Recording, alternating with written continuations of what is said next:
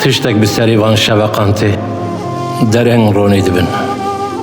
Wek dawiya payîza bêxem sor dibin. Tevek şeveq dibin te lîsê nûze nûzê. Min emrek di şûşa Qonyaqê da kir.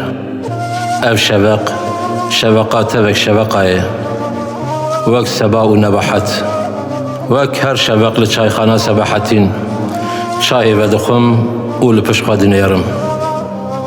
Emrekî çakûçkirî di serdabê zindanê de winda bûye. Bi van şeveqan zimanê min kişandin. Çavên min derxistin. Ney nûkên min qurifandin. Ez behsa van şeveqan dikim. Şeveqeke 30 sal berê. Hêjî tehma Qonyaqê jê tê. Ji dû û doxanê. û ji qehra zindanê. Kezeba xwe paqij dikim. Li ser papûrê leqayê wê têm. Besê, tu çi besî?